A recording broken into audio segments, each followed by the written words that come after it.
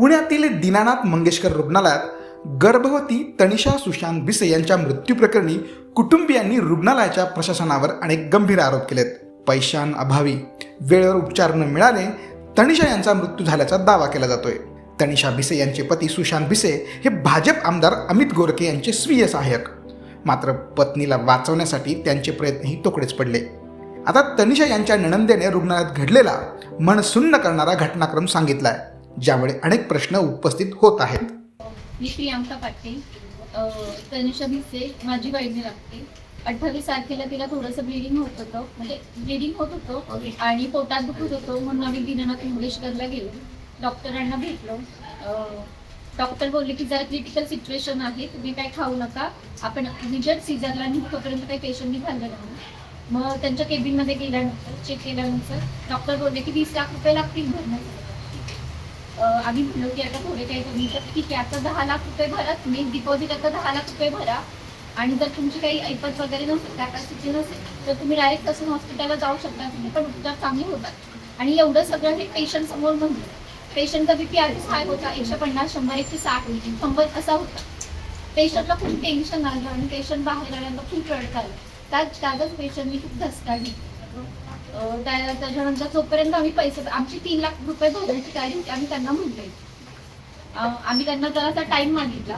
तर डॉक्टर म्हणले ठीक आहे, तुम्ही आता खाऊ शकता, तुम्ही हे करू नका, अजून काय आपलं ठरलेलं नाहीये सीझरला घ्यायचं. आम्हाला दुसऱ्या ओपीडी असते ना, ओपीडी मध्ये शिफ्ट केलं. तिथं लेबरचे बेड होते ना, तिथून ओपीडी मध्ये शिफ्ट केलं. दुसरा पेशंट आला ना, दुसऱ्या पेशंटला बेड लागेल म्हणून ओपीडी वरती शिफ्ट केलं. 2 तास पेशंट आमचा तिकडेच होता. तोपर्यंत पेशंटने काही खाल्लं नव्हतं, काहीच केलं नव्हतं. आणि तर कुणीच काही ऍक्शन घेतलं, साधं कोणी बीपी घ्यायला नाही आलं, साधं कोणी बघायला नाही आलं. डॉक्टरांचं ऍटलिस्ट कन्सर्न असं की बाबा पेशंटला काय होतंय. आम्ही सांगितलं पोटात दुखतं पेशंटला, ब्लिडिंग होतं, ते बोलले की ठीक आहे, आधी हॉस्पिटलमध्ये जी मेडिसिन होती ब्लिडिंगसाठी ती घ्या आणि खा. पूर्ण 10 लाख रुपये भरा मदत उपचार करू असं ते म्हणतात. हा, पूर्ण 10 लाख रुपये भरायचे, डिपॉझिट करायचे, त्याच्याशिवाय पेपरच नाही करणार. तिथल्या सगळ्या स्टाफला पण त्यांनी ते सांगितलेलं. आम्ही 3 लाख रुपये घेऊन खाली बिलिंग डिपार्टमेंटला गेलेलो. बिलिंग डिपार्टमेंटची हेड मीनाक्षी गोसावी, त्या मॅडम बोलले की आमच्या सगळ्यांसोबत बोलणं झालेलं आहे, तुम्ही मुख्यमंत्री सहायता निधीतनं पैसे आणा, नाही तर कुठनं पण आला. आम्हाला डॉक्टर बोलले की 5 लाख रुपये भरा, त्याच्याशिवाय आम्ही तुमचं ऍडमिशन करू शकत नाही. काय नक्की हॉस्पिटलमध्ये अनुभव आला म्हणजे की रुग्णाच्या मानसिकतेवरती परिणाम झाला, डॉक्टरांची भाषा काय होती. तुम्हाला जर परवडत नसेल ना, तर तुम्ही ससूनला जाऊ शकता. तुम्हाला जर हे होत नसेल ना, ससूनलाही चांगले उपचार होतात. डॉक्टरांचं काय नेमकं म्हणणं होतं आणि आता तुमची या हॉस्पिटल बद्दल काय नेमकी तक्रार? डॉक्टरांचं नाव काय होतं आणि त्यांनी पूर्ण जी प्रक्रिया सांगितली ती काय होती? डॉक्टरांचं नाव सुश्रुत घैसास, आणि त्यांनी सांगितलेलं जोपर्यंत हे रिलेटिव्ह 10 लाख रुपये भरत नाही तोपर्यंत त्यांचं ऍडमिशन करायचं नाही. आम्ही 2-3 वेळा ऍडमिशन डिपार्टमेंटला घेतो. ते सिनियर बिलिंग डिपार्टमेंटचे होते की मीनाक्षी गोसावी मॅडम, ते बोलले की तुम्ही कोणाकडे जा, केळकर सरांकडे जा, तुम्ही कुठल्या मंत्र्याचं पी असू दे, काही असू दे, आम्हाला त्याची घेणं देणं नाहीये. आम्हाला सुश्रुत घैसास सरांनी सांगितलेलं आहे पैसे घेतल्याशिवाय हे करायचं नाही, पेपर करायचं. 10 लाख रुपये नेमके कशासाठी, असं काय ऑपरेशन ते बोलले की सिझरिंग करायचंय, प्रीमॅच्युअर बेबी 7 मंथला डिलिव्हरी होतीये, तर आपल्याला आयसीयू मध्ये ठेवावं लागेल.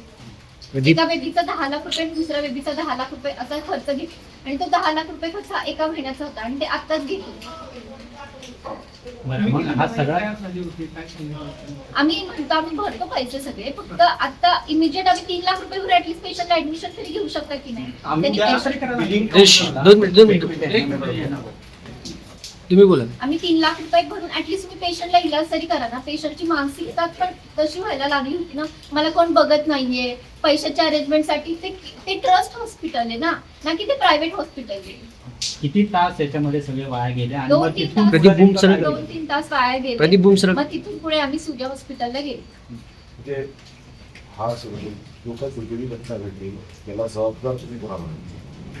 हॉस्पिटल दीनानाथ मंगेशकर हॉस्पिटल आणि डॉक्टर घैसास, सुश्रुत घैसास सर आणि बिलिंग डिपार्टमेंटच्या मॅडम, त्या बोलल्या की आम्हाला सर सांगितल्याशिवाय आम्ही ऍडमिशनच नाही करणार.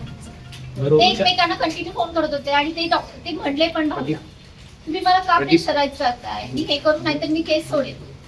तुम्ही पैसे भरलेच पाहिजे तुम्हाला असेही फोनवर बोलले. तुम्ही किती वाजता हॉस्पिटलमध्ये गेले होते आणि या सगळ्या प्रक्रियेमध्ये बघ.